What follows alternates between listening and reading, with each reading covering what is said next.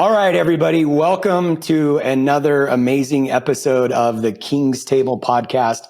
Unfortunately, we do not have Ashish Nathu here today, but I'm sure we'll carry the torch. You know what's going to be hard about this episode today? We've got so much great stuff to talk about.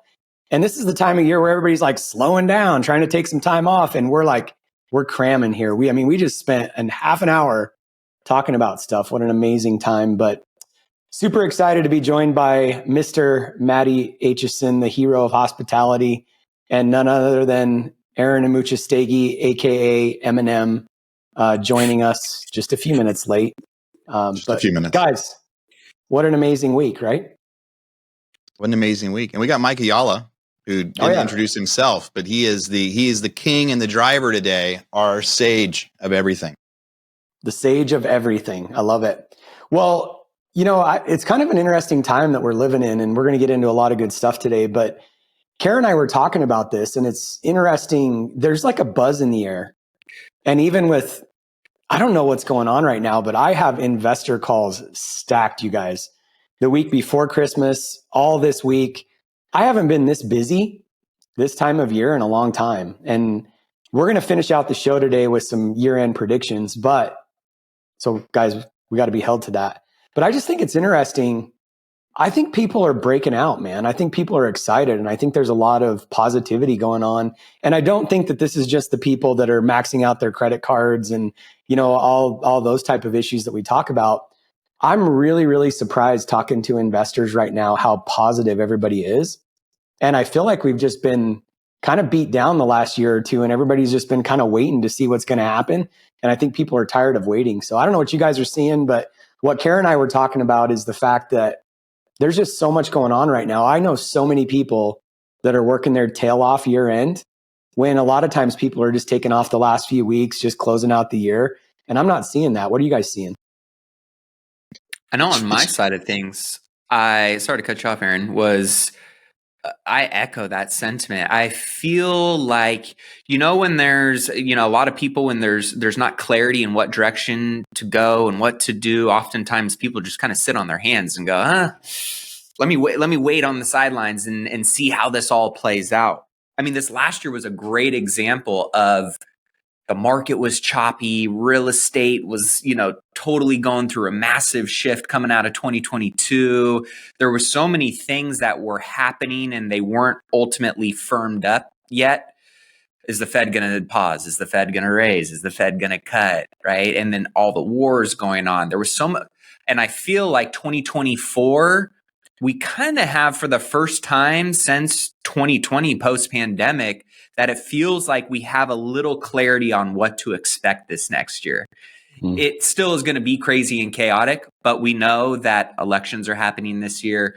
We know that the Fed has decided they're going to for sure need to cut rates at some point this next year. We know a lot more that I think is starting to give people some, I don't want to say certainty, but maybe a little bit more confidence to start planting their flag and asserting themselves towards a viewpoint and a vision that they want to navigate based on whatever goals it is that they're going after. And so I'm seeing more people who are kind of, I don't know, and kind of feeling unsettled, going, this is my plan for 2024. This is what I'm going after. This is what I'm going to be pursuing. And I think that's a great thing. I think there's still going to be choppiness. I think there's still going to be chaos. But honestly, when I set my mantra, go to war in 2024, a big part of that was going, this is what I believe this next season is going to be one of the greatest opportunities, not just from a commercial real estate standpoint, because that's the area that I'm really focused in on.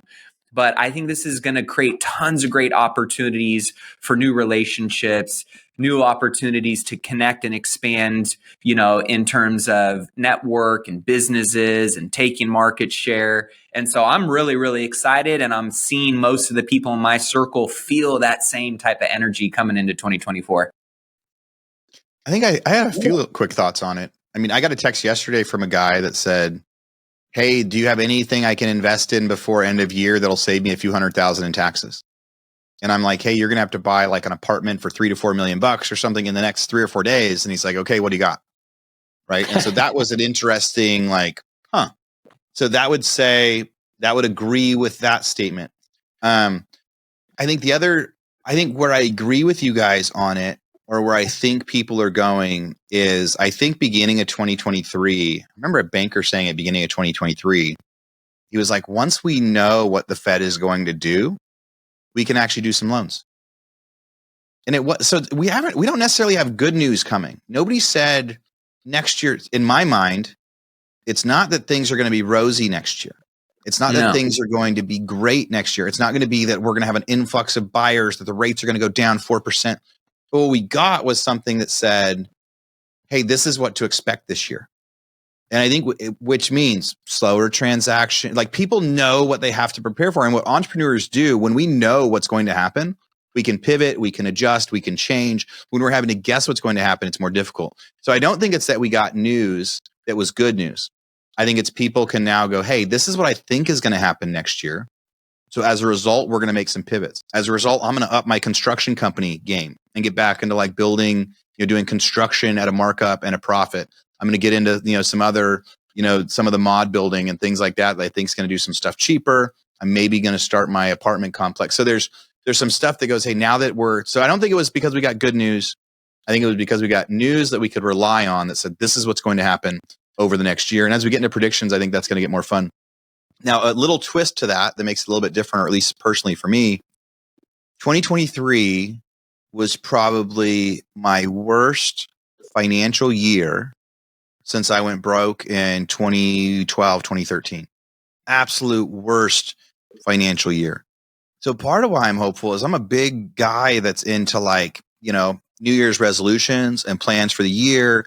And I am so freaking glad that 2023 is over. And I can't imagine 2024 being as bad. And so there could be just a little bit of that too, of us just going, man, like for some people, 2022 and 2023 was bad. My 2023 was horrible. I got the miracle of Maddie getting healed, but I had so much other horrible stuff fall out. So I think that's why I'm excited about 2024 mostly, because I'm excited that 2023 is over and I do my life like that. I do my business like that. December 31st, 2023, that chapter is closed. I close the chapter to 2023. I start fresh again, 2024. Whether it's smart or not, it's how I've lived my life the last 10, 15 years, and it's worked out really, really well for me. So I think that's the other twist. That makes a lot of sense, because like 2020 was kind of like a lost year for all of us. Everybody's like, what the heck's going on? 2021 was like kind of exciting because we're like, hey, we're going to survive and everything's going to be okay. And, real estate was hot. And 2022 was an amazing year. But Aaron, I was just, as we were doing our goals 2 weeks ago with the family, I was looking at my last year's goals. And then, because I always kind of review and then, see what happened, what didn't, what stays on there. And I literally said 2023 was kind of a lost year for me. I didn't accomplish. I was coming into 2023 pretty excited. 2022 was a bang up year. Like, it was a great year for us. And 2023, I feel like, was a lost year for me. There was so much that I just didn't get accomplished that I had on my goals list, big things that we wanted to do. We worked on a loan, and this will kind of reinforce what we're talking about, but we worked on a loan. I was looking back at quarter one investor updates from 2023 that we put out in like May or June. I can't remember when it was.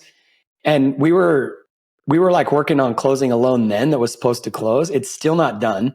And they drug us through quarter three, quarter four. I actually put some investor comments out this last quarter, like a month ago, that we were just moving on. Like, we didn't even know if we were going to be able to get this refinance done. And then last week we had a big meeting with the bank, and they're all excited. And they're like, yeah, everything, it's going to committee January 15th, actually January 12th. We're looking good. I own another property in Ohio with a couple guys that did the capital raise, and we put out a refinance and LOI because it's seller financing, and it's up in October of 2024. We've got 6 LOIs at 7.25% interest rate, which isn't a great interest rate. But when you think about the fact that commercial interest rates were 6% when things were good, 7.25 doesn't sound that bad right now. And I think what these banks are doing, they're saying, look, we've got an idea, kind of reinforcing what both of you said. We kind of know now what the Fed is doing. And these banks, I think, are excited because if interest rates continue to go down, We're all excited just to get loan refinances done at 7.25%.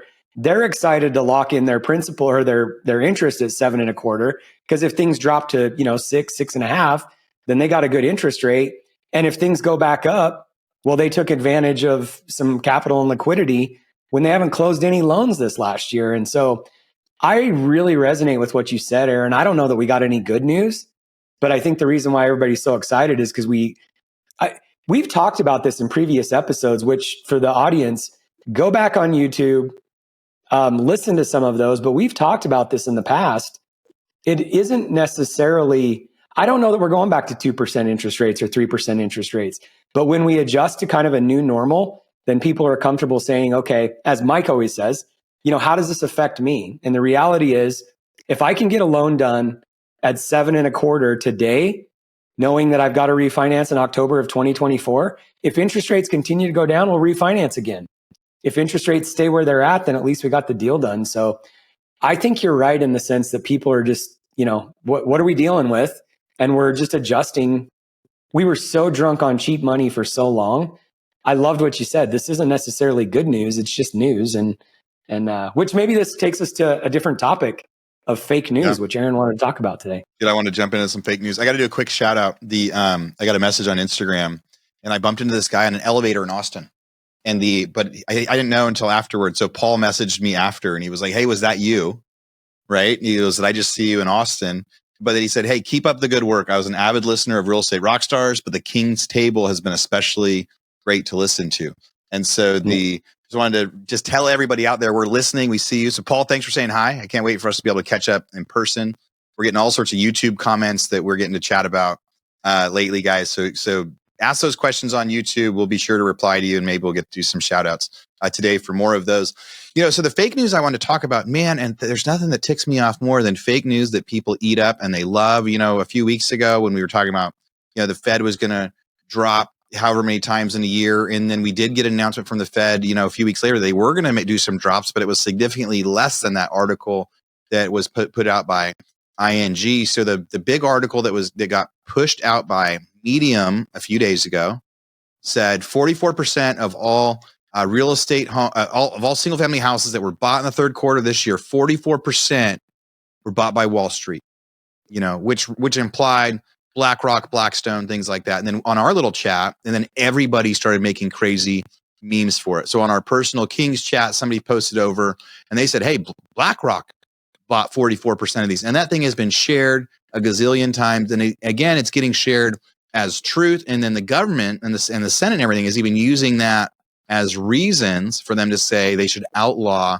institutional investors and things like that. But here's the reality. It's just 100% fake news. I made a post on my Instagram today with a video on it, but I'll pull up the article that I found that just really quickly contradicts it. Was it the Yahoo Finance one? Yeah, the Yahoo Finance one. So that was. Go ahead. There was multiple articles that came out after that. It was a Medium article that I saw that got posted. And then it was funny because I saw a bunch of people that are kind of just news pushers, but not really like fact checking their stuff. And there's a couple of people that really don't even cover real estate specific things. And but they had big followings. And I'm not sure. I think it might have been that one guy that was in our thread. But it's crazy, right? How one piece of information that is incorrect can get exponentially shared, and that quote unquote truth can compound so quickly through the power of the internet. And I think you've got the article there on Yahoo Finance. I was like, man, that doesn't sound right to me. Like anybody that understands the industry, especially, you and I are tapped in on an institutional level to some of those different groups and organizations, at least tracking what they're doing. And I was like, they buy a lot, but that's a pretty big percentage of market share to be taking up on single family home purchases for the entire year. Yeah. I'll hit these stats just really quick on it, but it's just a lesson to people. So I saw the post, we shared it. I said, that doesn't sound right. I did a Google that said 44% of buyers, right? That's it, right? Like show me the article, and right away, I saw the ones that contradicted it. And so this was the one from Yahoo News, and it just said, "Hey, our big Wall Street investors buying 44% of the homes They go in and talk to about a few different things, but I'm going to show the chart. So large corporate buyers. It shows institutional buyers and iBuyers. And it was showing, annually, the highest they've ever got was 2.5% of purchases was institutional investors. And that's right now. Most recent quarter was the highest they've gotten, but it shows institutional investors at 2.5%. iBuyers like Open Door was at 2%. You add those together, that's 4.5% of purchases. That's way different than 44. That's probably 4.4%, which may be the giant typo that everybody relies on. And they're like, hey, we got to make it illegal now. And then you go down to, so overall investor share of the purchase market. Now that's actually pretty big. It shows like 30% of people, but that was calculated as people that owned more than one home. Because technically you only need to live in one house. So if you own more than one home, your second home is an investment. And it showed that most of those are mom and pops that own less than 10 houses. Last stat I'm going to jump down to really quick. There aren't very many companies that own 1,000 houses or more. There just aren't very many. But those people make up, what is it? So that right here, 0.4% of purchases in 2023. So less than 1%, less than 0.5% was iBuyers like BlackRock, Blackstone, Invitation Homes, and all those. And so it's just really quick. Again, maybe they got their numbers wrong, but it was 0.4%. So less than 0.5% was actually Wall Street buying those. So we don't need to go into it any further other than it's just that idea again of people need to figure out where they're getting their news from. And when you see an article out there, before you go reshare it as fact, unless it's on my Instagram page, you can just reshare that as fact, trusting that I did the work for you. But anybody else that posts something, just do a quick Google, just do a quick little fact check. It was really easy to dispel that. And although it's still getting shared like wildfire, and my contradiction to it is not getting shared at the same level because people like to hate institutions. And, I've had a lot of hate lately on Instagram from people going like, why are you whining about this house? Well, you shouldn't even own that many houses. When I was like, hey, these guys are getting foreclosed on in their apartment complex. They did nothing wrong because New York made it illegal to evict. And like, people shouldn't own that many apartments anyway. So there's a lot of people out there that are anti anyone owning anything and anti rent and anti else. So that's gonna get shared more. It's such a crazy dichotomy because the same people that are saying this, they're like, they don't want to own anything. It's so crazy to me. And then they like, who do you think owns your house? Like, who owns your house? Would you feel better if the government owned it? Well, yeah, maybe, because then they give it to you for free. But it's such a crazy dichotomy. It just blows me away. People just don't think. I remember in 2020, we were actually sitting in Hawaii, me and my wife and the kids, and Hannah was with us. We literally left Hawaii and landed in Phoenix on March 13th, and they closed down like that day. We didn't even know if we were going to get back. But we were getting into this conversation, and I've actually thought about tattooing this on my arm. We were having the conversation around who told you that. And I just think that most people don't think, just to reinforce kind of what you're saying, Aaron, like we get these ideas in our head, but you don't think that idea through. And I actually think what makes successful people successful is they question everything. Like, I mean, just the fact when you were reading those stats right there, if that was true that 44% of houses were bought by institutions, which obviously it isn't. And then I shared this a few weeks back, like 40% of houses are like, don't have a mortgage, 39%. So if you just take those two numbers, the old people that own their house and then the Wall Street investors, if that stat was true, then like 90% of homes almost would be owned by old people that don't have any mortgage and Blackstone. And then, so like what, who owns the other 10%? It just doesn't make any factual sense. Anyway, back to who told you that. There's a story that we were talking about, and whether you believe it's fact or fiction, it doesn't matter. But in Genesis at the beginning, when Adam and Eve ate the forbidden fruit, right? And they were naked and they were hiding from God. It's such a great like parallel to the story. God came and he said, why are you hiding? And Adam said, well, it's because we were naked. And God said, who told you that? Because in the story, like Satan had convinced them to eat the forbidden fruit, right? And then they realized they were naked. But that statement, like, who told you that? Me and the kids were talking about it. Because how many things do we just believe on a daily basis? Just back to now more than ever, because we all have access to so much news and information at our fingertips. We're bombarded by it. If there's nothing that anybody takes away from what Aaron said, other than just pause and just think about what you're saying. Think about what you're sharing. Who told you that? Because half of this shit doesn't even make any sense whatsoever. Yep. It's just crazy to me. I'm adding that to my second t-shirt design. I already sent Wake is better than woke over to Nadine to start designing our King's Table t-shirts. The next one's going to be the Who Told You That t-shirt. I think that is a great mantra before you predict something. Great spin on that. You know what's funny too, that I was thinking through what you were saying there, Mike, about a lot of the people, right, who are up in arms and are saying X, Y, and Z. It's a lot of the people that are pushing those narratives or those things really just want the clicks and the attention and the conversation swirling around them. Some of them are real advocates and lobbyists against or for something, so I get that. But it is very interesting when you think about, like, that is a vehicle of wealth, right? In terms of real estate, hence big institutions, Wall Street, going after and making it hard for anybody on Main Street to participate, to play the game, right? Therefore, we got to keep big bad, Wall Street out of that. But it's funny when you think about too, and I don't know how this necessarily ties in, but when you think about how currency and wealth is also attention, right? And those people are essentially trying to monopolize attention and human currency by controlling the narrative. They're actually monopolizing and doing to their space what they're fighting or yelling or angry about in, we'll just say, in the arena of real estate. And you can apply it to so many different other areas. But I just think it's funny how usually it's the, pot calling the kettle black that is behind the mic on their soapbox going after, people, when ultimately you strip it all down, they're doing the exact same thing, just in a different suit. Yeah. It's interesting as you're saying that too, because the next topic that we really want to talk about is the power of a brand. But while we're on the concept of fake news, I think everybody's woken up the last, let's call it 5 years, really the last couple years since COVID. When you think about like Tucker Carlson, and when you think about what even Vivek said when he was on the show a while back, which again, for the audience, if you have not listened to the YouTube video podcast of us with Vivek, you should go listen to that.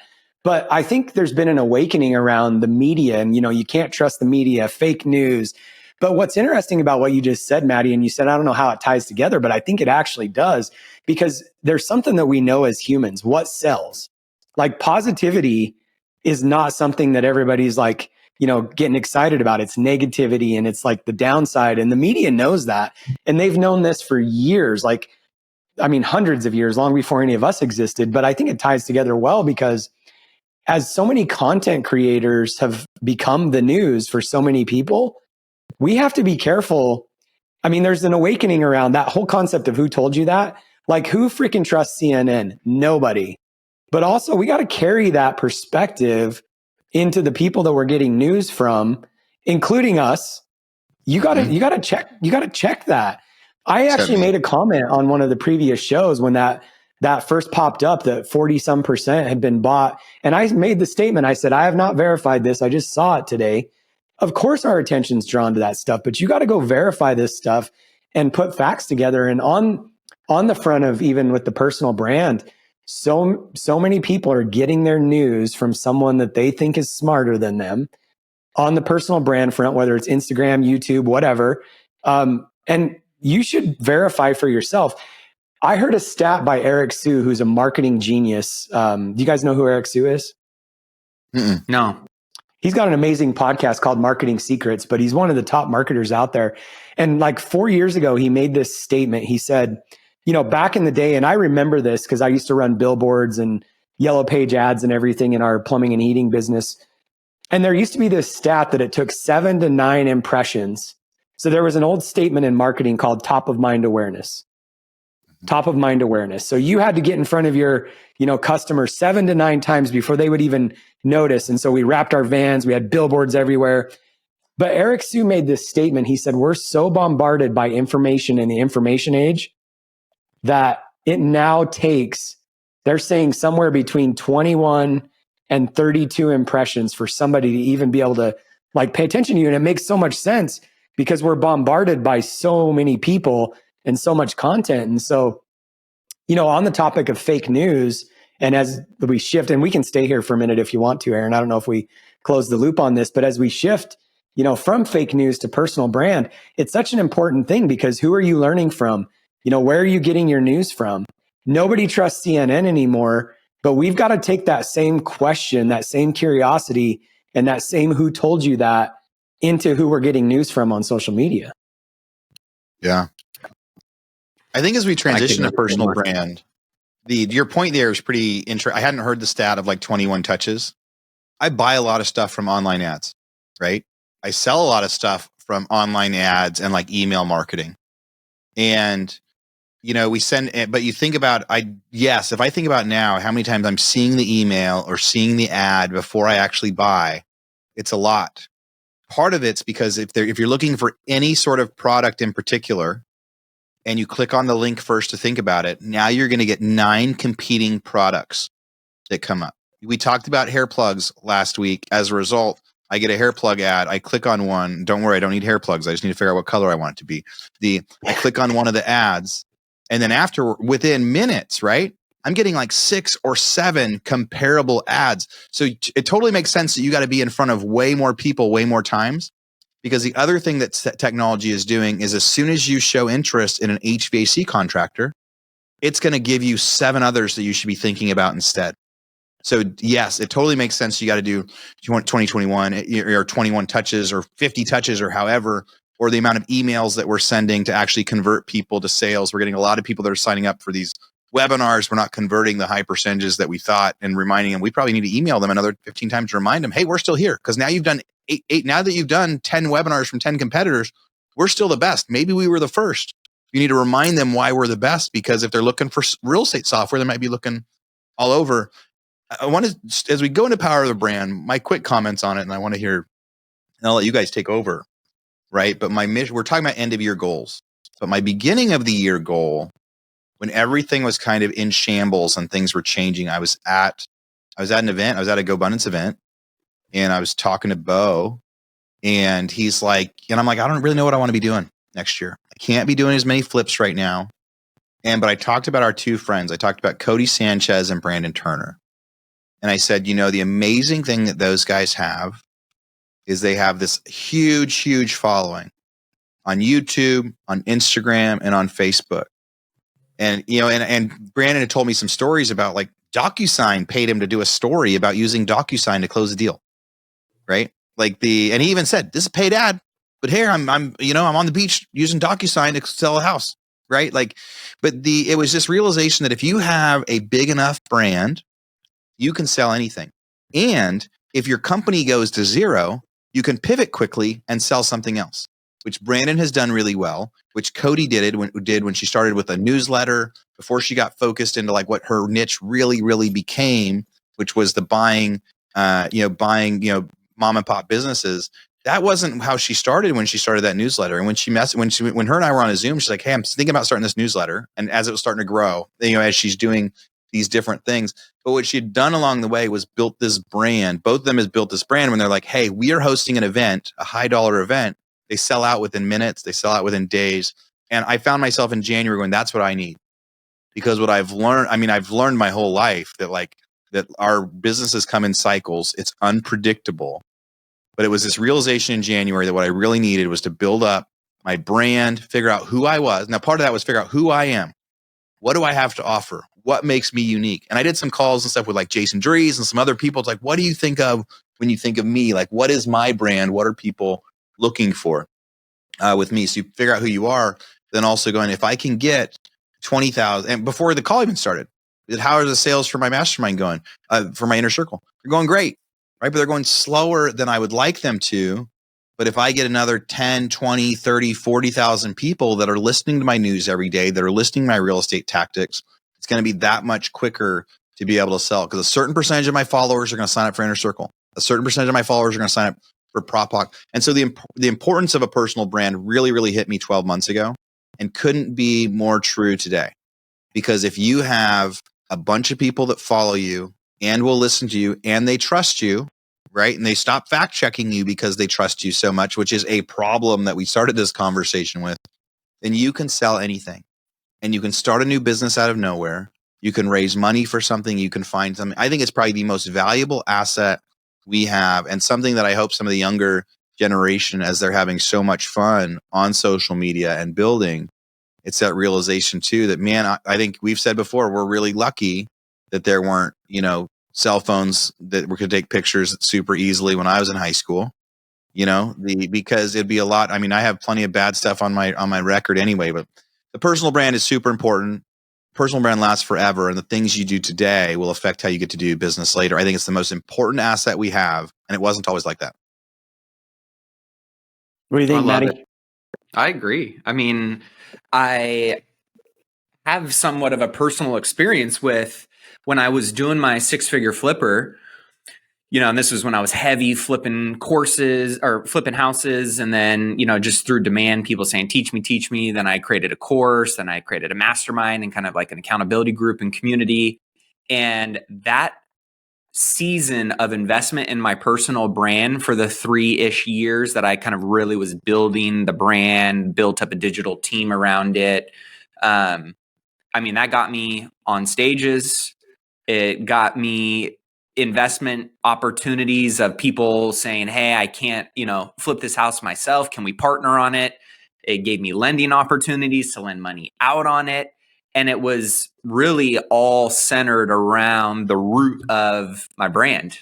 And people just truly going, I like you. I've had people, respond to, I raised a couple $1 million for Green Coffee Company. And I think I probably spent a total of 10 minutes on setting up that campaign with my team and making sure everything went out. And that converted into some stocks that, made me a significant amount of money. And I remember getting on a call with one guy, the one guy that wanted to jump on a call with me, and he asked a couple questions and he's like, cool, I'm in for 250. And I was like, wait, what? And that was so shocking to me. And I was like, you don't have any more questions? And he's like, no, man, I've been listening to you for 3 years and following you on social media. I know how you are with your wife and your kids. And I've seen your track record of what you say and how things have played out. Like, that's all I need to know. And I'm like, wow, like that floored me. And so when you think about, right, what Aaron is talking about with the Codys and, the Ryan Pinedas and the Alex Hormozis, the people that are consistently putting themselves out there, adding value. And I think Alex Hormozi has released a couple videos recently on this that I actually really loved, because I think it's speaking to a point that's really important right now, which is kind of geared in this lane of authenticity. There's so many people that are going, what should my brand be? And they're trying to fit themselves and their brand into something very specific they think the world wants or needs, versus just being themselves. Like he was saying, if your brand is like, he's like, my brand is, I talk about my calves, I talk about working out, I talk about like weights and gym, I talk about business. And there was like one other thing. And he's like, and that's my brand. And he's like, and somebody else's brand might be, oh, well, I'm a realtor. Well, you're a realtor, but maybe you're a parent. Maybe you love the UFC. Maybe you love X, Y, and Z over here. And that's your brand. And people that resonate with that are going to feel so aligned with you because you're just being your authentic self. So instead of trying to build a brand to be what you think the market needs or what other people want, I think that's a good caveat to add to your curation list as you think about building your brand and going, be more of who you are, but then of course think strategically in how you can fill some of the gaps you feel like your particular brand might be aligned with. So for me, I'm with you, Aaron. This year, as I went heads down the last 4.5, 5 years on building out the hotels, a lot of it was behind a computer screen. A lot of it was in meetings and in rooms and on site at the hotels. And I kind of got away from my personal brand a little bit. And I will say this, I quit getting calls to get on stage. I quit getting calls to get on more podcasts. I got fewer and fewer opportunities brought to me. I had less and less people knocking on my door. And as I've started to ramp that back up again a little bit, because I'm relaunching kind of my brand and I'm a commercial real estate investment and mastermind focused all around commercial real estate investing. Now, all of a sudden, I'm getting a lot more DMs. I'm getting more and more people saying, you got to connect with this person. I think within one post, I had 8 or 9 people ask me to get on their podcast. And all of that was just because of my personal brand. So if you were to think about planting those seeds, watering those seeds, and ultimately, if you do that consistently over a long period of time, 12, 24, 36 months, you're going to look up at your metaphorical farm of, crops that you've been tending to that are going to be bearing fruit. And so it's a long-term play, I think. I think all of us, right, are in this for the long term and have that type of mentality of the crock pot over the microwave. But I think now more than ever, I wrote this down. I was going through my old journal and some of the things, and it's funny. The first thing I opened up when we were talking about this today was it says the right community and relationships are a cheat code for life. And so one of the big things that I'm focusing on this year is building and investing in community and connection and relationships and value. And a piece of that is obviously going to be, intertwined with my brand. But I just think now more than ever, people, and this could be tied to fake news. Who do you get your news from? Who do you get your mentorship from? Where do your opportunities come from? Who's influencing you? Who's, inspiring you, challenging you? A lot of that is going to come down to your community and who you're surrounding yourself with. And ultimately who you decide to align with is often going to be timed or, associated with what brand do you feel most aligned with, or what personal brand do you feel most aligned with? So now more than ever, I think people are choosing who they surround themselves with, what opportunities they get involved in or not involved in, and ultimately, what they think they want to do going forward and the decisions they're making based on brand and or personal brands. And now more than ever, I'm paying attention to how mine is being curated and also who it's being aligned with and also who I'm adding value to in that process. Yeah. It's interesting as we kind of talk through this, and I just want to kind of, bring us back to the audience. And if there's one statement that I think I've probably made more, at least top 10 statements in the last 4 or 5 years, is that everyone should have a personal brand. And as I'm listening to this too, Aaron, you're talking about Cody Sanchez. We're talking about Alex Hermosi. We're talking about all the big names and big brands. And one thing that I run into a lot, in fact, the day that I met Brian Lubin was on a golf course in Steamboat, and I had never met the guy. And he was telling me, someday I want to start a podcast. And he was telling me all these things that he wanted to do. And I'm like, well, you got to just start doing it. And I'll never forget Brian telling me, he actually talks about this quite a bit. He was telling me all these reasons why he couldn't do it yet because, he hadn't achieved, he hadn't done X. And I actually looked at him and I said, there's 2 things that I want to say, to the audience as we're talking through this, just to kind of continue to frame the conversation.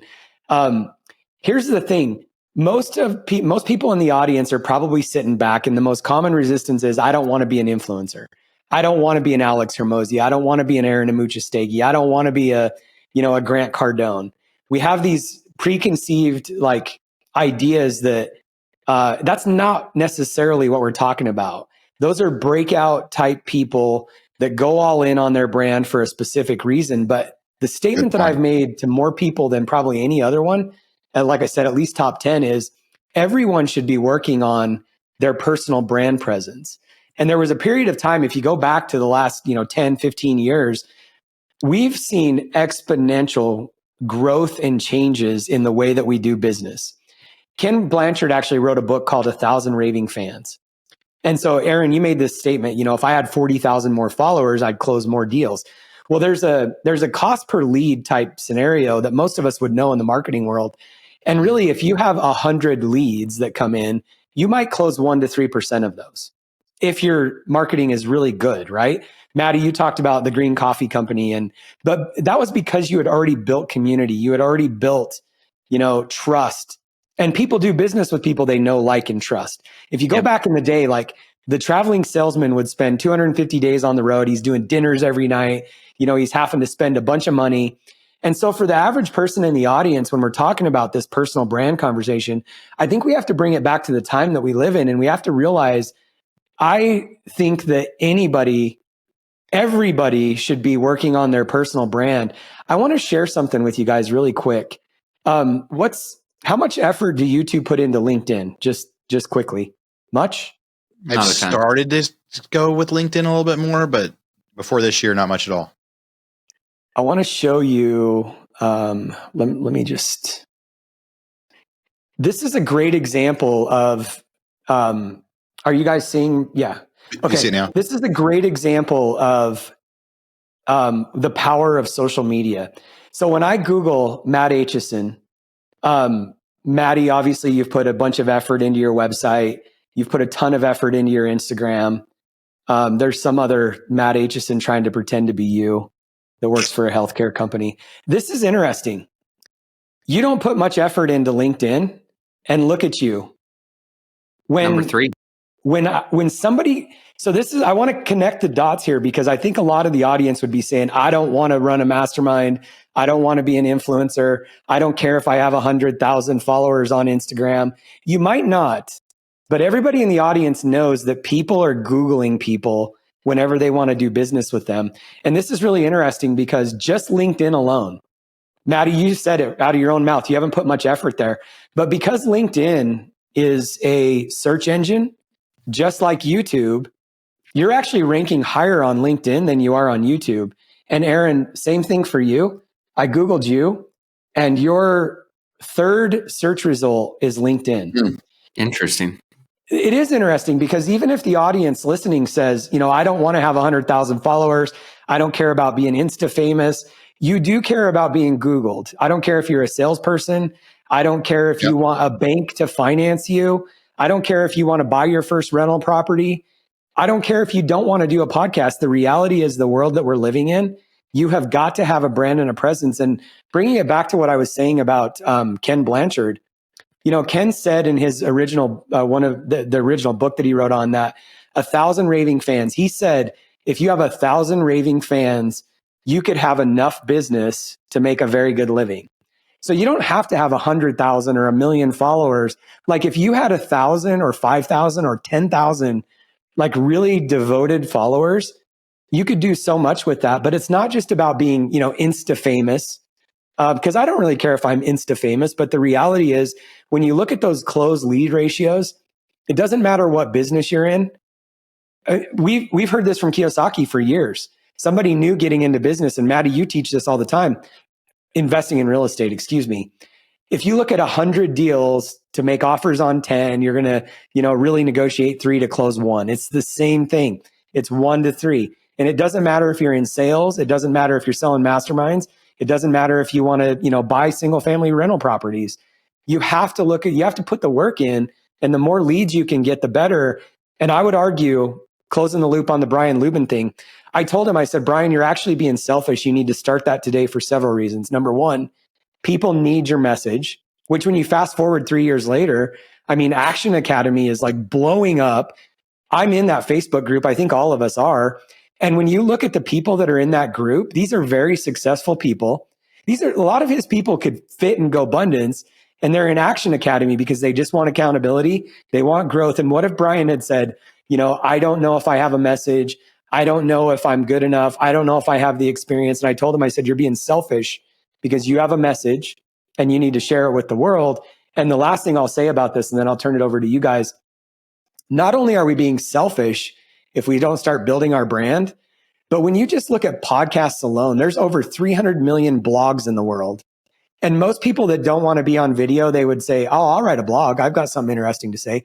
There's over 300 million blogs in the world.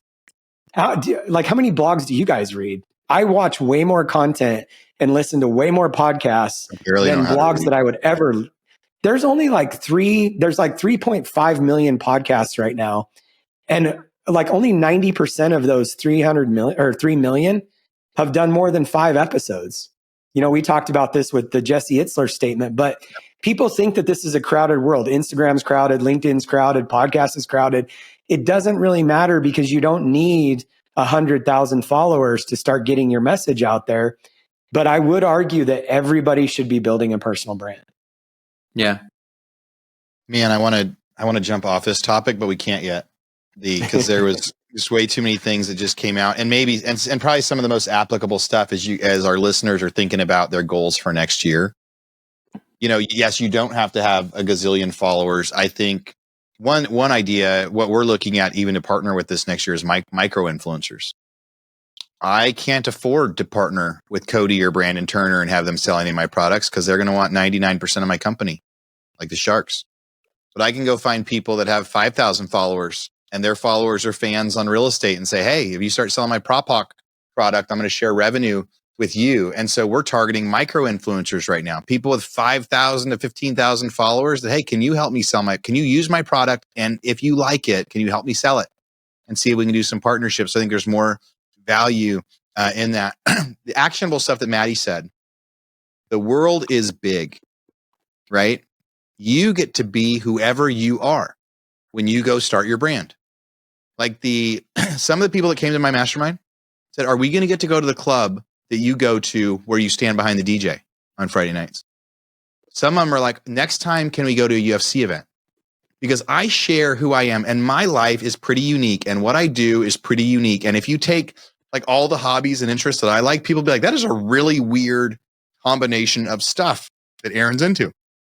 But at the same time, you get to be you. So as you guys decide to make your own brand out there, don't hold back on whatever you are. Don't be like, man, this is like I play a lot of chess and I think people might think that's weird. I'm really passionate about it, but I'm not going to share about that. I want to share about the stuff. No, the world is so big. There's so many millions of people in the world that you'll actually be surprised that whoever you are, the 9 strange interests and hobbies that you do, you go share them because there are people that are going to resonate with like 6 or 7 of them. And the second key is then provide value, is then figure out like, okay, so people are going to relate to you because you play chess. They're going to relate to you because you do these things, but then go provide value. And man, our buddy Brian Lubin, his head is going to get so huge that now we've talked about him a couple weeks in a row. But that Brian story, I got to hit on a little bit too, because yes, when I met him, so he showed up to that, it's part of his new book. When he showed up to that GoBundance event, he shouldn't even been allowed to be there. He puts it on a credit card. He's broke. And we're playing volleyball, and I don't know who he is from anybody else. And then I like hit up a serve, and he's like, it's Aaron Amuchitegi, 5-hour school week. He starts naming off like all this stuff about me, and I've never met the kid. And I'm like, cool. You just showed me some interest in myself. Let's have some more conversations. And then when I saw and then he told me one of his goals that he put on Instagram was that he wanted to be courtside at a NBA game. And Mike's got to do the NBA with me. We get to drive down to San Antonio. We get a few hours together. We get to put our feet on the court while we watch basketball players. And you really get to know somebody. Well, he was in town, and I actually wanted him to take over the Real Estate Rockstars podcast. I had been watching him and said, I'm going to hire this guy to take over the podcast for me. So I get him. I'm like, hey, come to the NBA game with me. And my plan over the next 5 hours is I'm going to figure out how to hire him for pennies on the dollar to go run my podcast for me. And man, Mike, luckily he talked to you like a month prior, because by the time he was in the car, he was pumped. He was excited. There was nothing he was more. I knew within an hour, like, I'm not going to ask this guy to go do anything because he's so pumped about going to build this new brand. All he could tell me was how excited he was to get started. And, in his method that he'll tell you, he's got a bunch of followers. He's got more followers than me on Instagram. He's got more followers than all of us right now. And he's got more reach, interaction. And his whole method was he did 2 reels a day for like 9 months. He didn't miss a day, right? But he'll say, I remember, and then he even said, hey, can you interview me on the Real Estate Rockstars podcast? I'm like, you're not a real estate guy. I can't. He said, give me a shot. If I don't provide a ton of value, just scrap it. And the big thing he was saying, he's like, I'm doing this today. I'm doing this today. I'm doing these interviews. I'm putting out these podcasts. I'm putting out these reels. He said, no one is going to outwork me. And so the reality was, like anything, like if you do, as you guys go build your personal brand, be you, come up with what that value is, and then just be consistent. And then know that, like, even if it grows really, really slowly, I can provide a whole bunch of opportunities for you or your family or your businesses. I've had people loan me money that messaged me on Instagram for deals. I've had people invest in me that messaged me on Instagram and said, how can we invest in what you're doing? So really important topic there. Couldn't agree more. The only thing I'll wrap it up on is I look at There are certain things that I'm going, am I going to try this and see how it goes? Or am I committed to this? And here's my plan and timeline around this. And I think a personal brand is one of those things that if you're like my wealth building, that's a plan and a journey. I know it'll tweak and I'll pivot and I'll adapt and, you know, based on seasons and what's going on, right? Things are going to change, but I'm committed to that plan to build wealth for the rest of my life, right? Yep. I'm committed to my marriage and continuing to work through shit and challenges with my wife. Seasons will change, challenges will change, right? But for the rest of my life, you know, trying pickleball out. I don't know if that's going to be a rest of the life kind of thing for me. Building a brand, I think this is one of those things that falls into the category of the ROI and the upside and the growth personally and professionally that comes out of that commitment for the long haul is going to be a massive net positive for anybody that wants to play the long game with their personal brand. And that's all I would say is, you know, maybe it ebbs and flows a little bit and it might not be 9 months straight of doing X, whatever it is, but right. But going, if you're going to do this, commit to it for the long haul. And I guarantee you, whatever plan you come up with that you are going to be accountable to, you'll come out, you'll be happy that you made that investment in yourself. That's my belief. Yeah. One of the reasons, and then we can move on unless you guys have anything else to say, but one of the reasons why I pointed the linked out thing out was because, you know, a lot of people don't, and Maddie, I agree with what you said, like it is a commitment. It's like adding, you know, another process and system to whatever you're doing. But the reality in this day and age, the reason why I pointed out the LinkedIn thing is because anybody that's in the audience is probably listening because, you know, they're interested in wealth building, they're interested in buying real estate. Maybe they want to quit their job. Maybe they don't want to quit their job. But the reality is everybody's getting Googled. And if you did nothing else, but by the way, I'm not a huge I don't spend a lot of time on LinkedIn, but Kara and I spoke at a LinkedIn conference in November, and shout out to Melissa Hinault. She runs a community around just building your LinkedIn. And she's the one that pointed this out to me. I actually had her on my podcast and she did the same thing to me and it blew me away. So if you did nothing else, but just put some time and energy into your LinkedIn profile. If you want to go finance your first rental, that bank is going to search you. LinkedIn is a great place for you to say real estate investor. And if nothing else, if you don't want to like put a video up of you walking properties or anything else, just put up a picture of the property that you looked at this week. You don't have to be, you know, face on camera, but that's why I wanted to point out the LinkedIn thing is because we all have to get started somewhere. And the reality in this day and age, everybody's getting Googled. You have to have some sort of presence there. And honestly, for a long time, I didn't pay attention to LinkedIn because I thought it was a spam fest.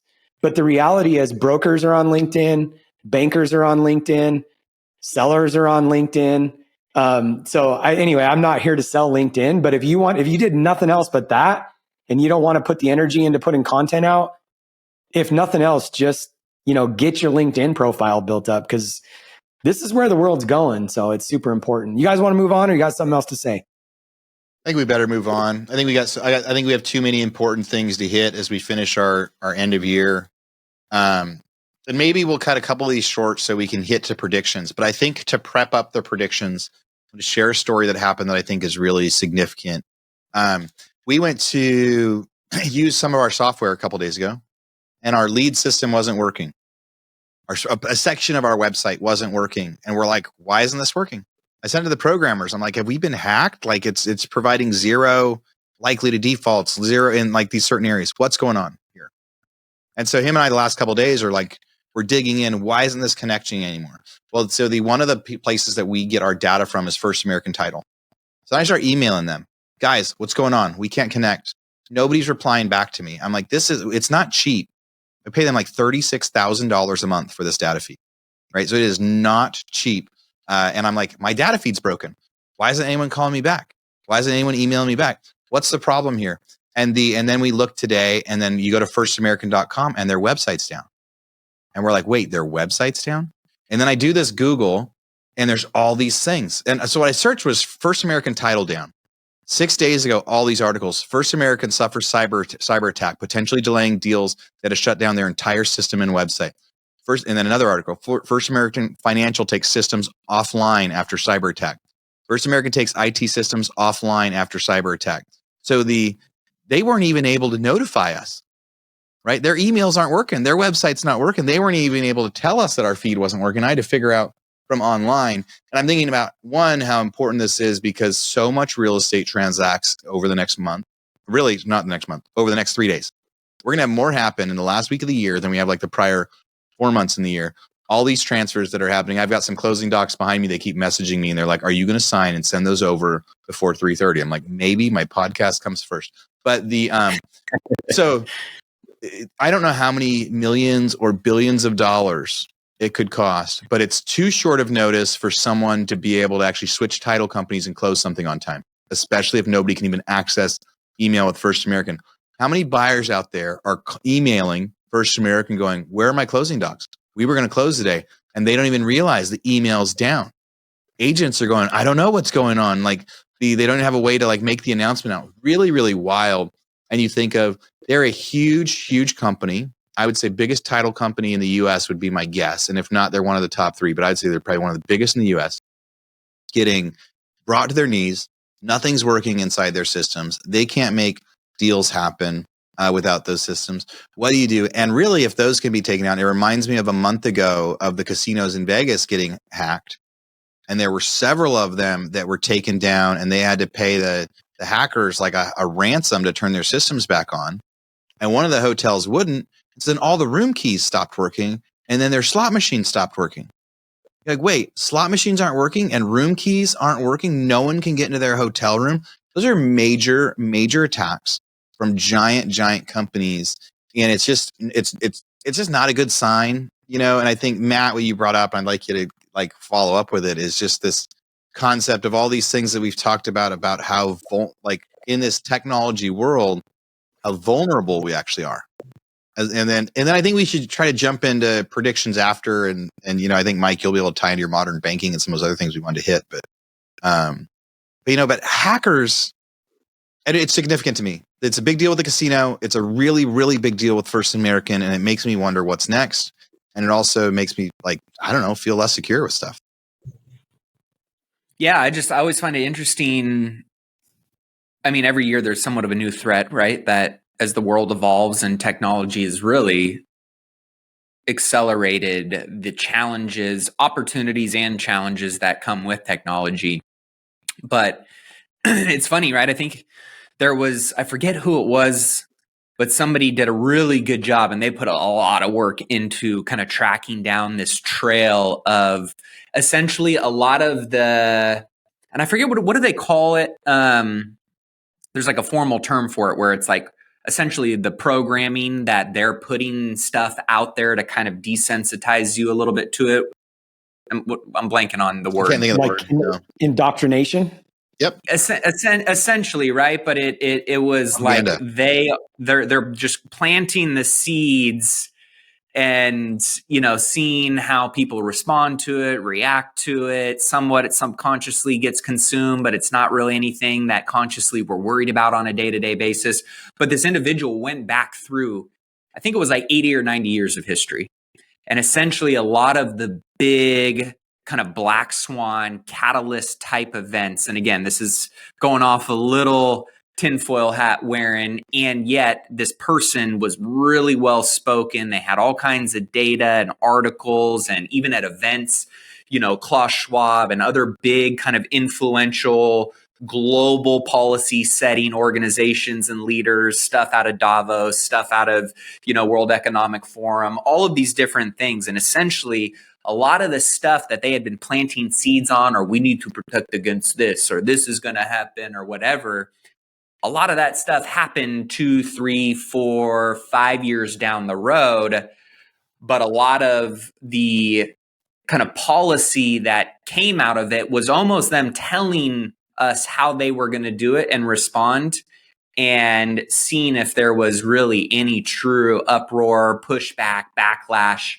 And it was very interesting to see all the way up to COVID. They essentially said COVID, World Economic Forum, if you go back and look at a lot of their data, actually said we're preparing for an outbreak and something like this is going to happen at some point in the time. Well, now the new conversation is around cyber security and power grid attacks. And when you think about, how critical law and order is to a society and to the security of a society, when you remove heat, power, water, right? A lot of the things that electricity in our power grid, keeps online for people.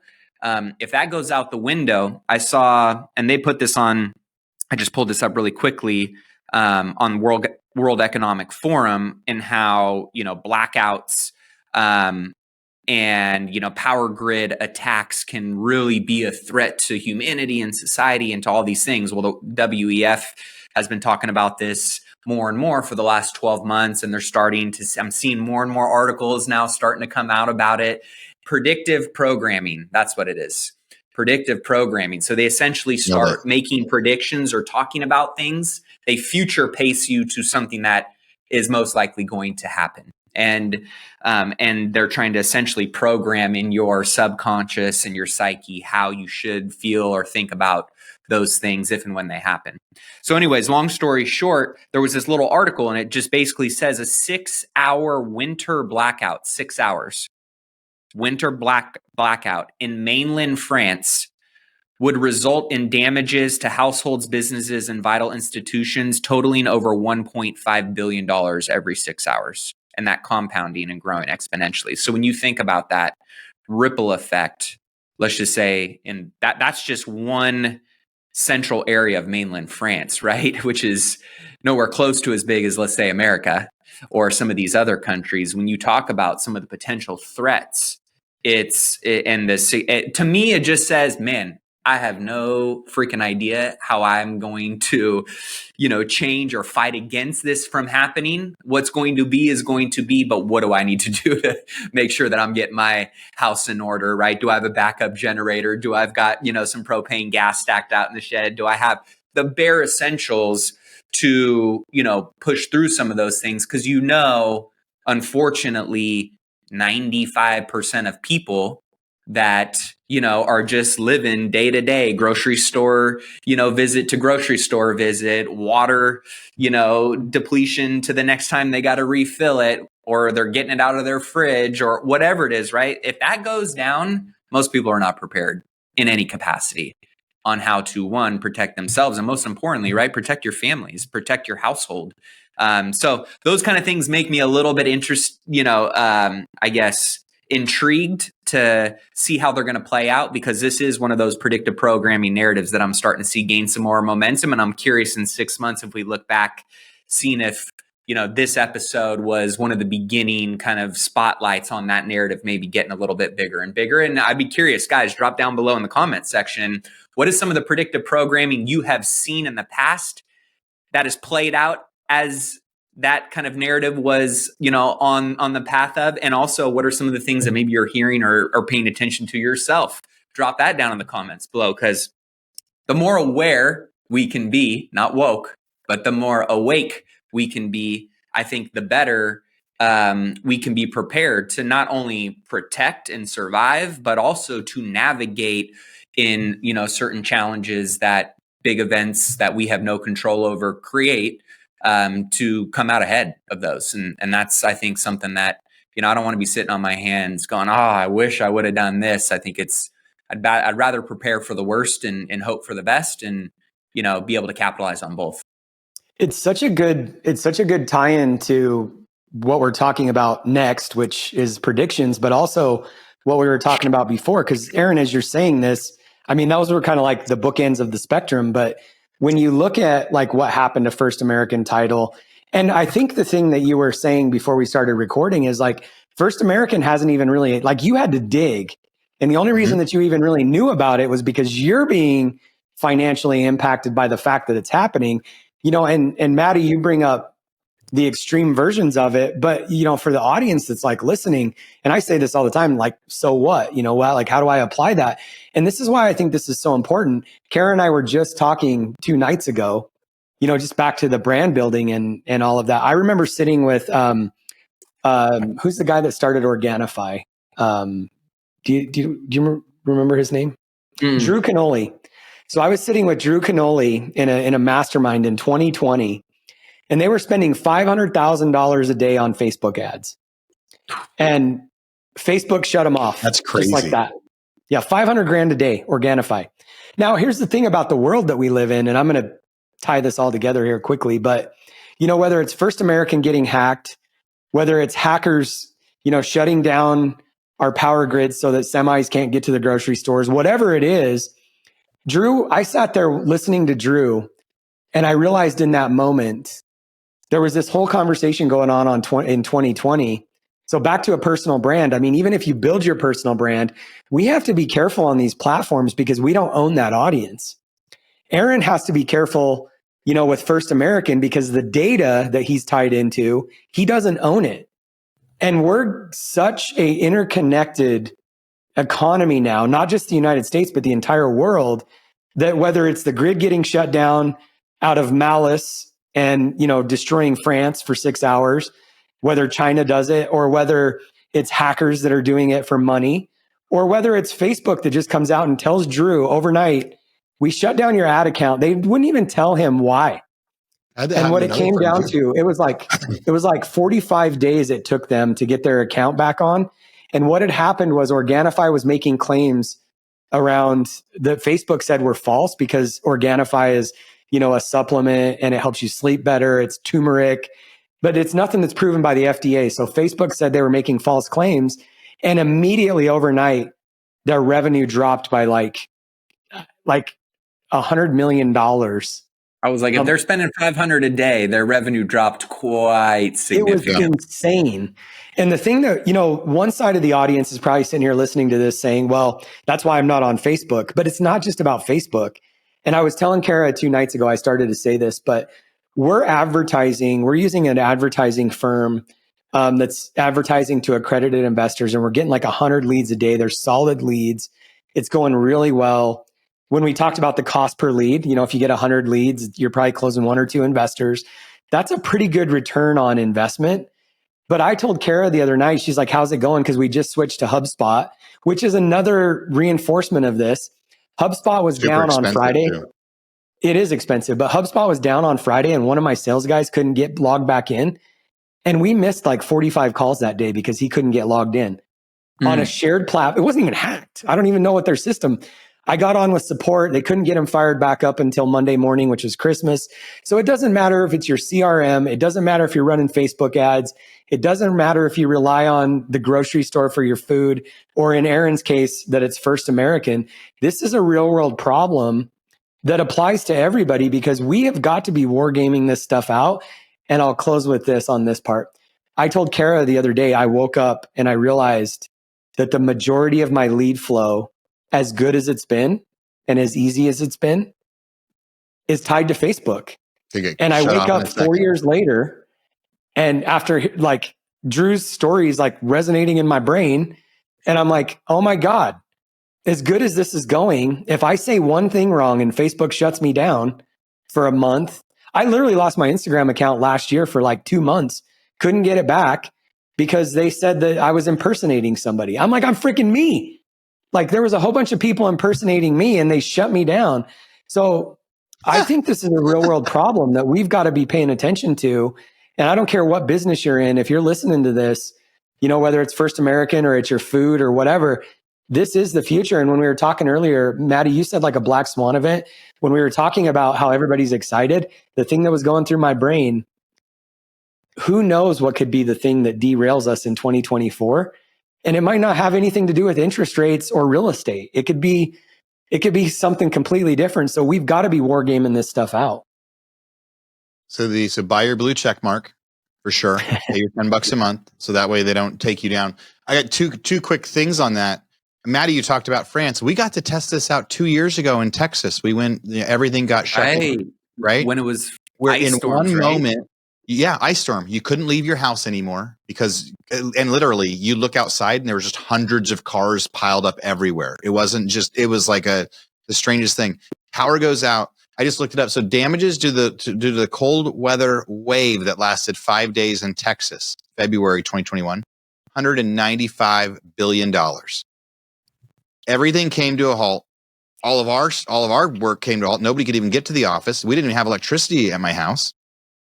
Now, mind you, I was in Las Vegas because I was trying to fly into Austin, and they rerouted us, and because like the plane wouldn't land, so I got to miss it all. But everybody that worked for me, everybody else, everything was completely shut down.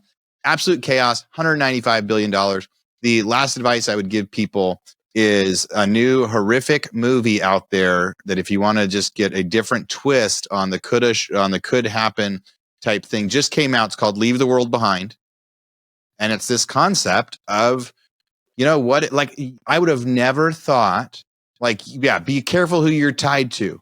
Instagram, Facebook, HubSpot, First American. I would have never thought First American was going to go down. I would have never thought that MGM Casino would have lost access to be able to unlock their, I don't remember which casino it was, so maybe I got the casino wrong. I don't remember which casinos got hacked, but I would have never expected casinos would get hacked where my room key would stop working. And they'd be like, you have to go stay at another hotel tonight.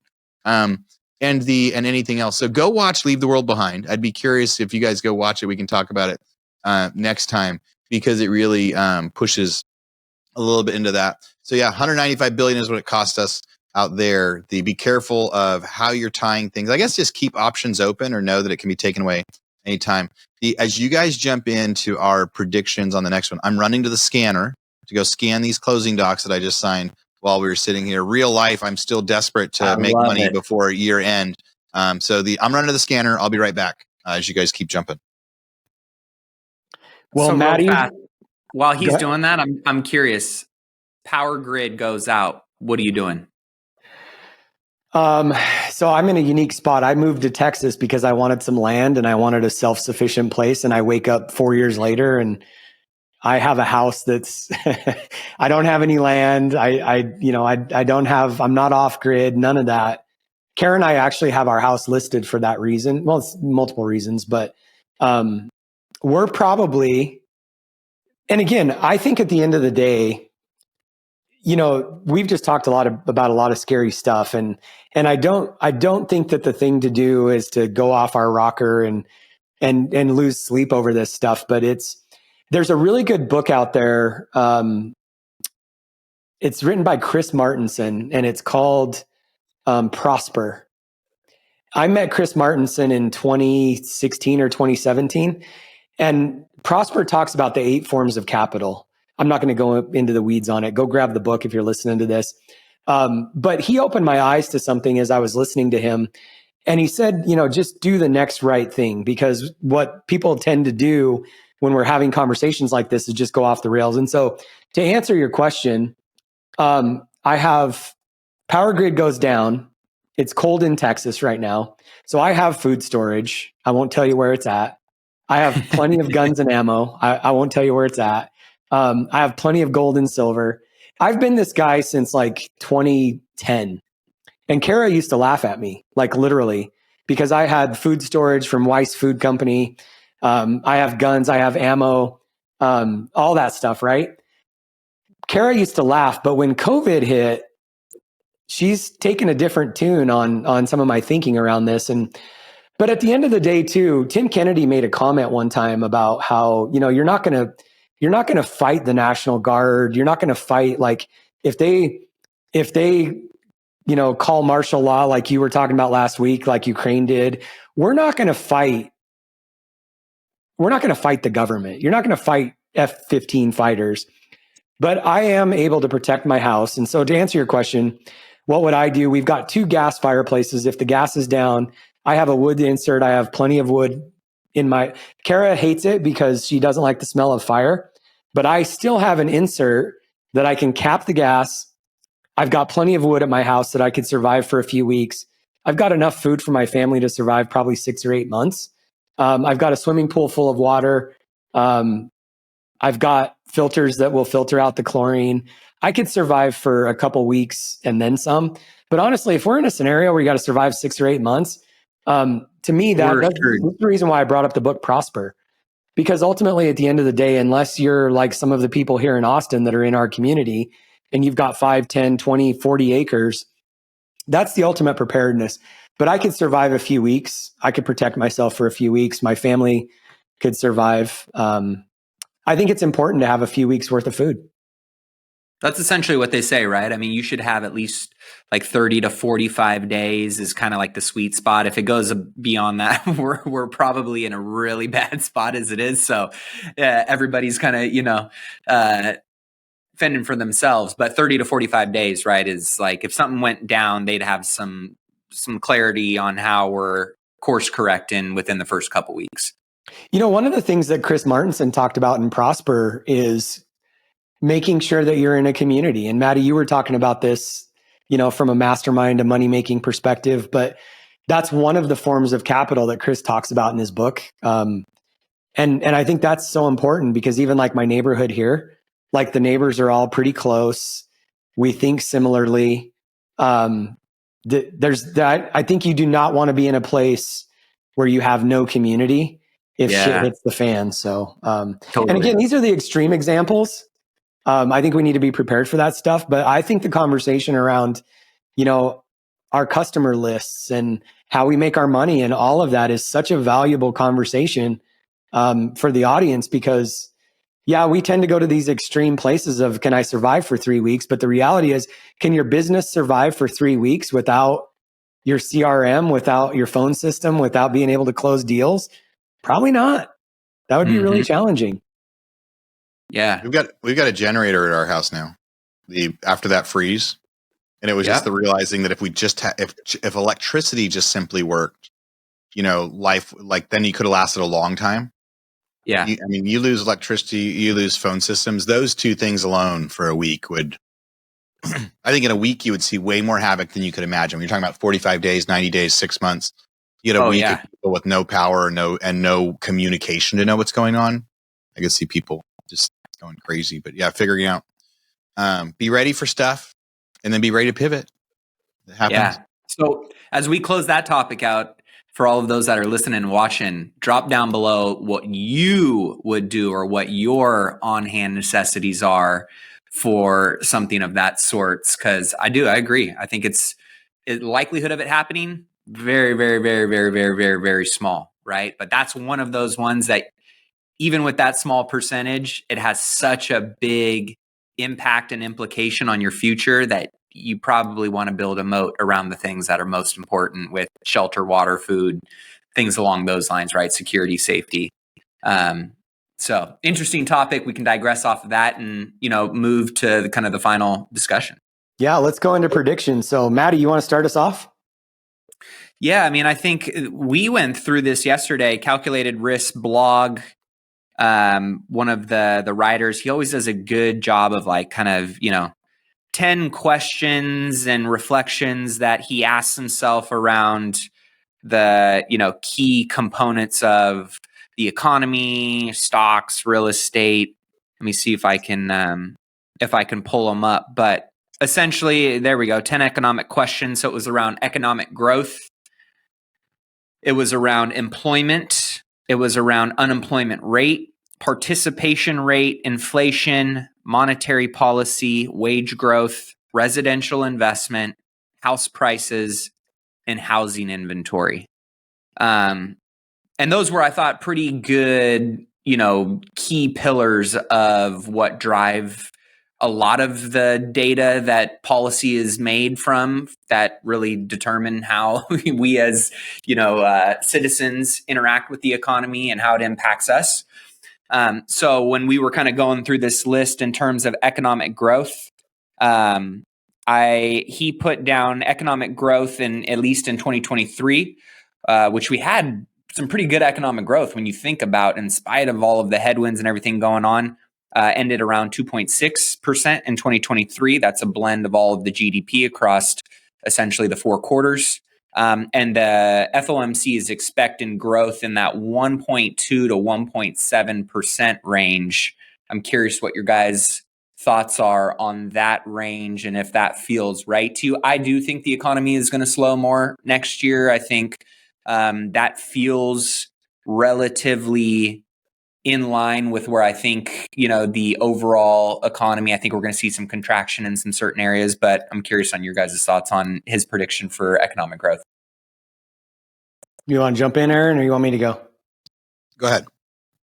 So I was listening to Saudi Arabia had an event. I think it was in late November, and I was listening to, they had all the heads of everything there, all the central banks and JP Morgan and everybody.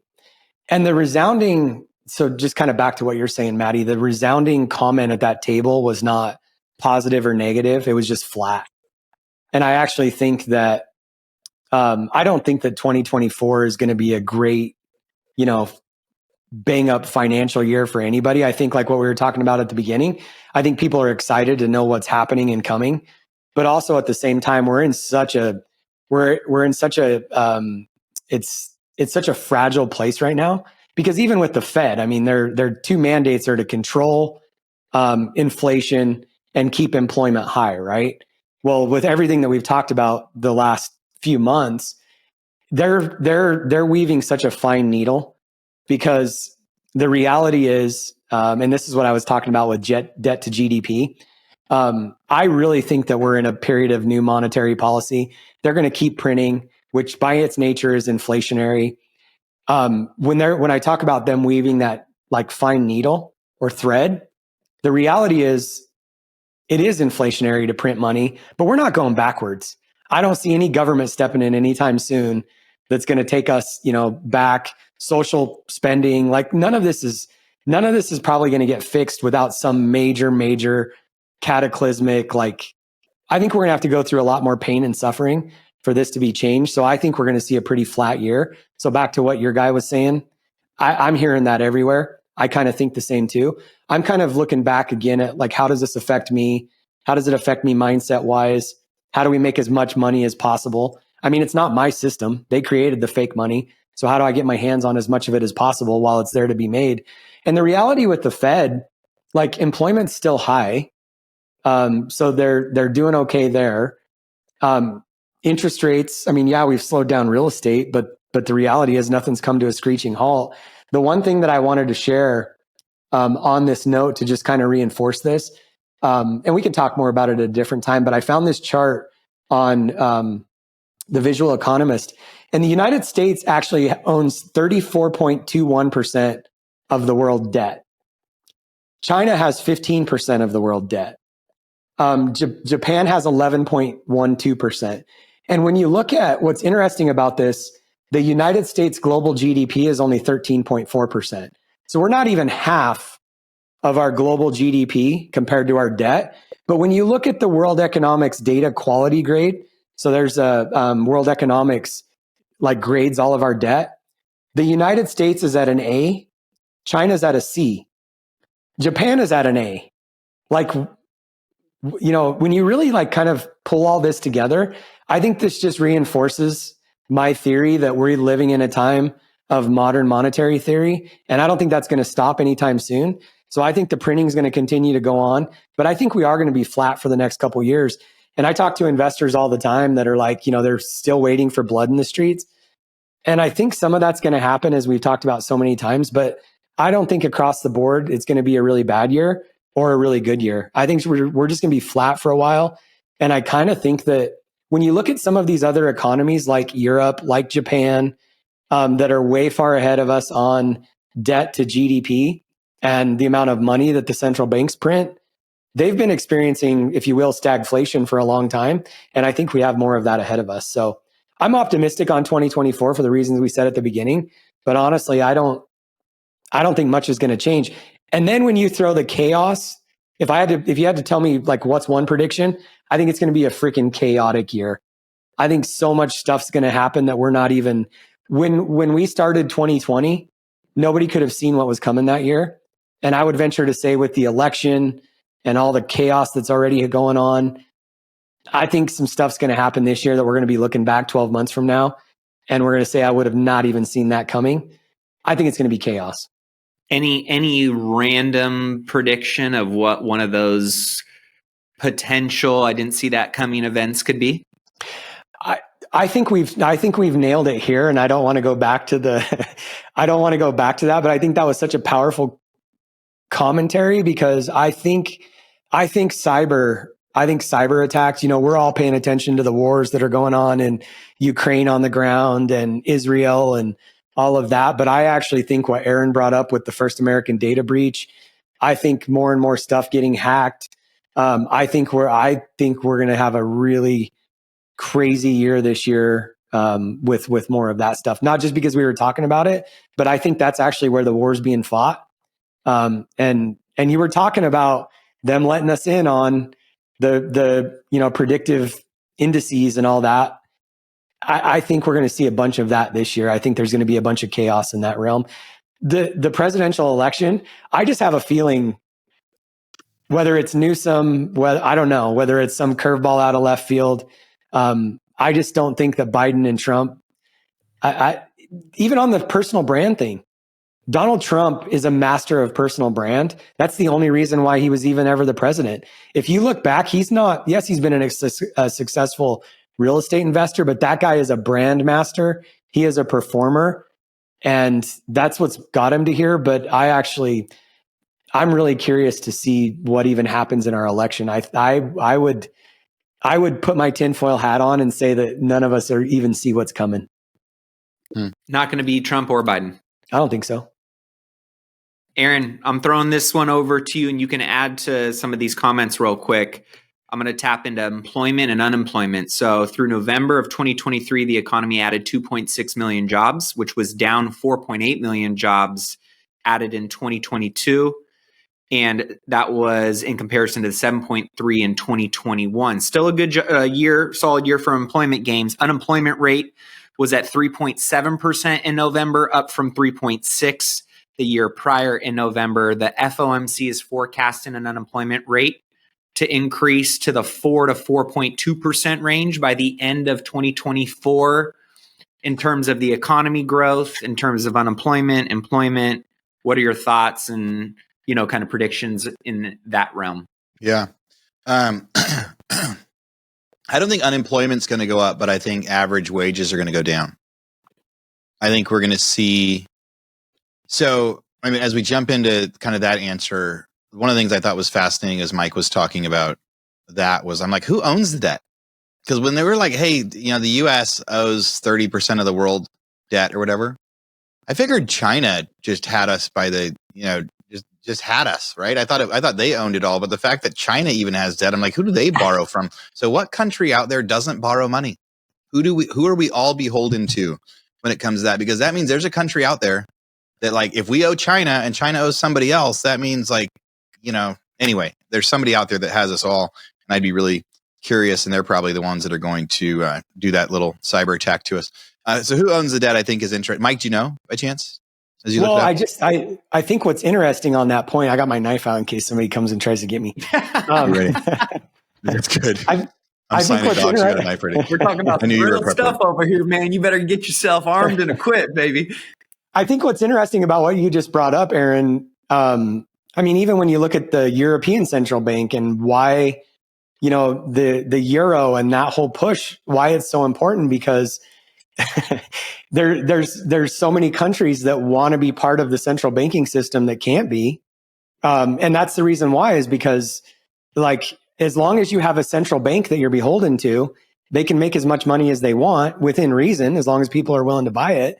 But I love that comment that you made. It's probably whatever country can't print their own money that's gonna attack us, or China that hates us but can't admit that they hate us because we buy so much of their stuff that I think people think on the surface that China's just buying our bonds in order to hold the debt, but the reality is, in order to trade with us at the level that they do, in order to get paid, they basically have to buy treasuries that get put back into the bank in order for them to buy from us. They'd rather put it on their books that we owe them. It's like a receivable. Like, sometimes you're like, man, I'd rather have a receivable than not sell my product at all. I'd rather have an IOU sitting on product. Let me jump back in to try to answer Maddie's question, though. So so I think what's going to happen. So I think in general, I think there's going to be a lot less real estate agents next year. But the ones that survive will have pivoted to make more money, right? Like, the ones that are left will make more next year than they did this year. And the same with like the mortgage brokers and some of those really high income things. So I think now that we know, like, hey, the next year is going to be kind of average and flat economic wise. No, I don't think there's going to be economic growth, but man, I'm the negative guy with most of that. And so I guess the reality is there probably will be some economic growth, because what will happen is people will start to pivot. The guy that was making money, that the first 6 months of the year made $100,000 in commissions, and then the last 6 months of the year didn't, is now going to start a new job, and he's going to go start a new business, and he's going to go start to thrive at that new business. And maybe his income now is going to be less than it was last year, but his monthly income, for the next 6 months is going to be better than his last 6 months. I know guys that were big into mortgage that have gone and like bought businesses and recently started like retail type centers and like real retail shops where it's like, now they're going to like work in their shop and sell product, right? Like some people that are really close to me, and I admire it. Like 6 months ago, they're like, hey, I'm not going to make any more money as a real estate broker anymore. They bought a franchise. They're like, we're going to start up this franchise and we're going to work here to start making money. So I think people are going to start to pivot. So I don't think the unemployment number, I don't think more people are going to be unemployed. I think there's going to be a lot of pivoting. I think there's going to be a lot of downgrading. I think that the concept of us having to, pay more for stuff. So I think wages are going to go down. I don't think AI is going to take jobs like we had talked about before. Like that was one of the kind of the big predictors and warriors. And I guess we never talked about it, but a lot of people have talked about AI. But I think what it's going to do is going to make the idea that a lower paid person can do a lot of output when it comes to video, when it comes to social media, when it comes to like people with very little accounting skills will be able to use software to do accounting. There's just so many, copy. We used to pay so much for copywriters, and I think ChatGPT is amazing. So it's not going to make it to where it's not going to replace somebody, but it is going to be able to make it where someone with very little copywriting skill. I think I told you guys this. I did like an interview with a company, and they recorded the interview, and they went and wrote a press release, and it sucked. And I inputted the transcript from the interview to ChatGPT, and it was awesome. The press release that ChatGPT wrote on the same interview, right? It did better than a person. Now it still needed somebody to do the interview with me and plug it in. So anyway, my big prediction though, I do think that wage growth will go down, or that income will go down in general. I think there's going to be a lot of people that are pivoting, but I do think we'll probably have economic growth overall, because compared to the last 6 months, because a lot of people are going to pivot and figure out how to survive. I'm going to make more money next year. I'm going to figure out how to make money in this newer world, right? You guys are going to make more money this year. Some people won't. And it doesn't mean that the world's going to be getting better. We're just going to find a better way to crack the egg as we do that. I think that Gavin Newsom and Donald Trump are going to be running against each other in November. And I think it is going to be a tight race. But I think there are as many people that hate Gavin on the red side that hated Hillary. And so I think Donald Trump's going to run against Gavin Newsom. I think Donald Trump's going to win. The stuff that goes way out of left field would be like, so what's a prediction that could happen that's like the really, really far out stuff, is that some of these states really get extreme on not allowing people to run for office, about blocking candidates. The guys on the All In said they think that the fact that they blocked Trump in Colorado is going to bring up the Republican base to want to vote for him, as they think it's going to be totally negative. That's going to hurt them. But like the wild thing could be the courts really start to get into that, and by the time the election is supposed to happen, the stuff hasn't run through the federal Supreme Court yet, right? So what if 5 or 6 states take a president off the ballot by the time November happens? What happens if you can't have an election, or Yes. or that the stuff isn't going to go through the courts until February or March because that process is slow? So that could be pretty wild. I hope we don't see something like that, because even just what we saw in the last election, the fact that that votes weren't counted for a few days, just created so much distrust for it.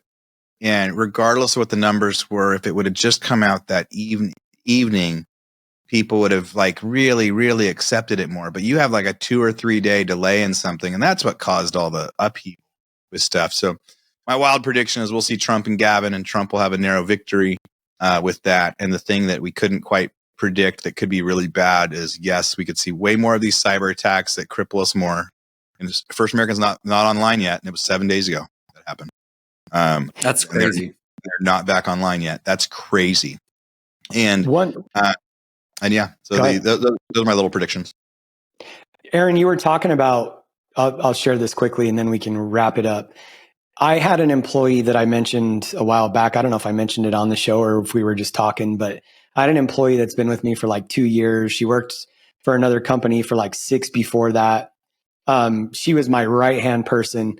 She had a second baby and then just couldn't keep up, quit, ghosted me. I haven't heard from her. Like she was like my right-hand person. And she quit November 2nd or 3rd and just left me in a world of chaos and has been like, she's just been ghosting me since then. What's really funny, you were talking about, wages dropping and unemployment. But as you were saying that, last week I was searching LinkedIn and I found her on LinkedIn and she hasn't been on LinkedIn, either that or she had me blocked the whole time she worked for me. And she has an employer listed that she's been working for full time since December of 2022. That's not me. So she was working 2 full-time jobs. And no wonder after she had her second baby that she crashed and burned and also ghosted me. Hopefully she's not listening to this. And if you are, reach out to me because I still love you. Would love to talk to you. But I was like, what happened here? Because there was no we didn't get in a fight. I was so nice to her during her pregnancy and afterwards. But I, come to find out she's been working 2 full-time jobs for at least a year. And mine was enough to keep somebody busy like full time. And so, Aaron, back to your prediction too. I think this whole callback to office, which really makes you wonder what the employment numbers and job numbers actually really are. Because if I've got one employee that works for 2 companies full time, that skews so much information. But as these companies out there are pushing more and more people to come back to office and they don't want to, it makes me really, really wonder after this whole scenario, how many people out there are making a shit ton of money working 2 jobs. And as people have to come back to the office and they're getting watched on their computers, how much income really drops. Because we've been asking this question for so long, like, where's everybody getting all this money? Well, she's making 90,000 a year with me and 90,000 a year with someone else. She's making almost 200 grand a year working 2 full-time jobs. And I wonder how many people out there are doing that right now that are going to get caught. And this was one thing on the Saudi summit that JP Morgan and some of the big banks were talking about. Like he was talking about only 60% of their workforce out of 100% that they're expecting to be back at the office is complying right now. So I'm just wondering how that's all going to play out in the next year too. And how that all shakes out as well. Because that'll skyrocket the available jobs number, which is a good thing for the economy, but it'll decrease the revenue that people are making as well. I bet there's a ton of that. I bet there is a ton of that. And I bet that could be one of those things that says, like, why don't the stats make that much sense? Any last predictions? I know we got 1 minute before we gotta jump off here. The last few were just, around inflation and, core PCE was up 3.2% through November. So obviously they're trending in the right direction where they want to be at on that, kind of 2% inflation rate. This was down from a peak of 5.6% in early 2022. And they are forecasting a year-over-year change in core PCE in the 2.4 to 2.7 range. So the question is, do you think that they'll get within that range, or Mike, do you think they're going to keep printing money and we're going to keep recycling on this battle of inflation? Modern central banking. Look at this. Print money. Print money, print money, print money. Oh my God, that's hilarious. And then the last book just says keep on printing. That is unbelievable. Well, there you go. You guys just got your book club of the day, and we added some great value on that front. And then I just talked about monetary policy to slow inflation. The FOMC raised the federal funds rate 4 times in 2023. Most FOMC participants expect around 325 basis point rate cuts. That could be up to 6. I think it's all going to depend on, do they do a 75, a 50, a 25? Did they do 625s, right? I think that will all kind of depend. And I think they're going to see after the first few how aggressive they want to get. I would love to see them be aggressive right out of the gate. But I think the first quarter's data is really going to give direction on how aggressive they want to go and how quickly they want to do it. And then it obviously talked about wage growth being solid in 2023, up 4% year over year, but is down from 4.8% year over year in 2022. You guys think wage growth is actually going to continue to pull back, is kind of the stance you guys are taking. And then a little bit more on residential investment, house prices, housing inventory. I think we're all probably in the same boat on, inventory still remaining tight. I think it's like 40% where it was in 2019 pre-pandemic. So still historical lows, with the Fed being, where they're at in their stance with interest rates. I think that'll spur some activity, but I still think it's going to remain somewhat flat. I think we'll see maybe 5 to 6% in, home price growth. I'm curious on your guys' thoughts are, but I think because we've had so many housing starts, multifamily and single family record levels in production over the last 12, 18 months, I think we're going to start seeing some more inventory and product hit the market as well. Yeah, we can definitely, let's talk about this next time. But when you look at the big picture with the monetary policy, like it just doesn't, if we're in a period of time where, I don't know why any government's incentivized at this phase to continue to print money. Their mandate is actually to keep inflation low. But if you look at the debt, we're paying off debt with higher interest rates. So even though, if you really read into the mandate, when you look at 34% of the world's debt, they want low rates. Yeah. They need inflation, but they need low interest. Yeah, I think we should talk about that next time, but I think they're just going to have to keep threading that needle. Last prediction. So mortgage rates a year from now. Today, the average 30-year fixed 7.06%. I'm going to say we're at 5.9 a year from now. A percent lower, 5.9 average 30-year fixed. Not what people probably want to hear. What do you guys think? I was going to say 6.25. 5.5. Maddie wanted to say like 5, huh? Those are some good predictions. I'll be looking forward to see how we do. Yeah, it's guys, the happy freaking new year, to King's Tables listeners, happy new year. And as you're listening to this, the year is almost over. Check out what you did for the year, but then close the book and come up with your goals for next year. Two of my daughters had like the best year of their life. So they crushed 2023. So not everybody had the worst year of their life, but man, 2023 sucked for me. I can't wait for it to be over and really looking forward to what's next. So, guys, I love you guys. Thanks for being here. Listeners, thanks for listening, and chatters, thanks for chatting. Close us out, boys. Maddie, last words.